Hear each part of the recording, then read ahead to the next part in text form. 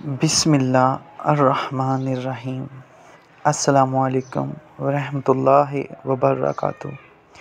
अल्लाह पाक से दुआ है कि अल्लाह पाक हम सब की जायज़ हाजात को पूरा फरमाए, आमीन।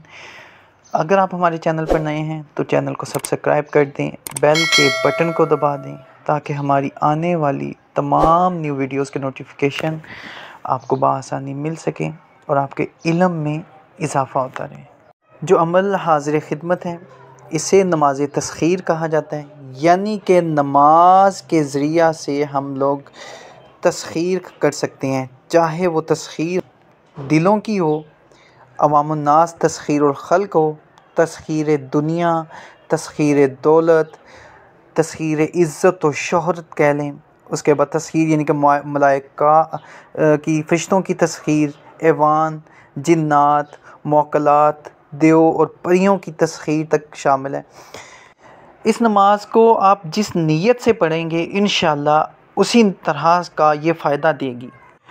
अगर चाहें तो मतलूब या महबूब जो है उसको भी आप उसकी तस्खीर भी कर सकते हैं, उसके दिल पे राज कर सकते हैं, उसको अपना दीवाना बना सकते हैं। इस नमाज के ज़रिए इंशाअल्लाह ताला आपको हर वो फ़ायदा तस्खीर के हवाले से जो आम इंसान की अक्ल व गुमान से बाहर है इंशाअल्लाह वो हासिल होगा।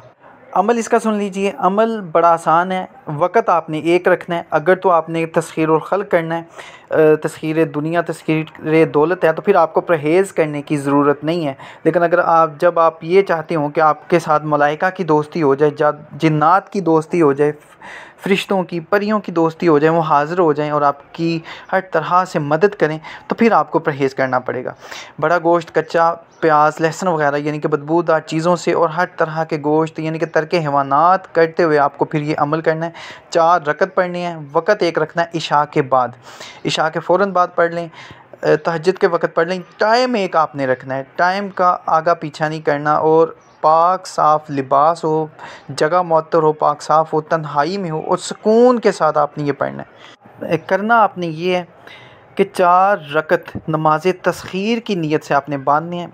अव्वल रकत में अल्लाह की तस्बीह हमद के बाद, अलहम्द शरीफ के बाद सूरत इखलास पढ़ लें, या जो सूरत आपको आती है आपने उसे पढ़ना है। फिर 60 मरतबा इसमें या वदूदो या वदूदो या वदूदो पढ़ना है। बाद इसके आपने रुकू में चले जाना है, रुकू में 40 मरतबा या वदूदो पढ़ना है और फिर सर उठाना है, समी अल्लाहु लिमन हमीदा। फिर आपने 40 मरतबा या वदूदो या वदूदो या वदूदो पढ़ना है।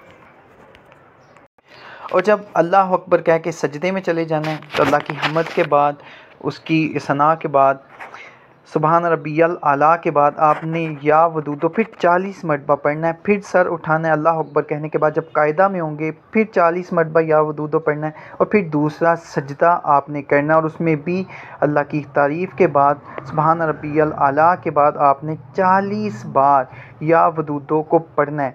ये आपकी एक रकत हो गई। इसी तरह से आपने अगली जो 3 रकत हैं वो पढ़नी है।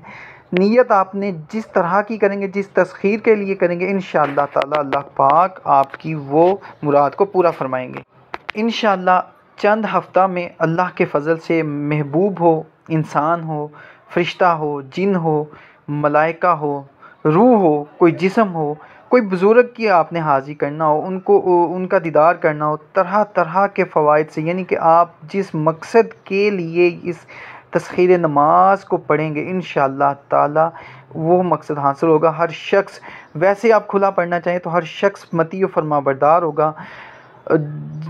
जो इसका आमिल है यानी कि इसके पढ़ने वाला हर शख्स जो है सर झुका कर उसकी बात को सुनेगा, उसकी बात को सर पे रखेगा यानी कि सर आँखों पे रखेगा इंशाअल्लाह। इतने इसके फ़ायदे हैं, मैं अगर बयान करना शुरू कर दूं तो मुझे बहुत वक्त लगेगा। यानी कि जो इस अमल को करेगा इंशाअल्लाह वो ख़ुद जान जाएगा कि ये कितनी बड़ी नेमत है। इसमें किसी किस्म का डर, खौफ या परेशानी नहीं, क्योंकि अल्लाह से मांगना है और अल्लाह अता करने वाला है। और नमाज जो है वो सबसे बेहतरीन हथियार है। नमाज जो है वो मोमिन की मिराज है। और जब बंदा अल्लाह का कुर्ब हासिल कर रहा हो, अल्लाह के करीब हो, तो वो ख़ुद फरमाते हैं ना कि मैं पूछता हूँ बंदे से क्या चाहिए, तो जिस तरह की नीयत होगी वैसी इंशाअल्लाह आपको मुराद मिलेगी। अल्लाह खैर करे।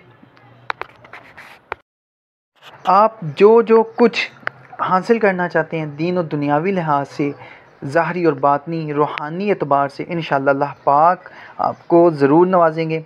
मुझे दुआ में याद रखिएगा। अल्लाह हाफ़िज़।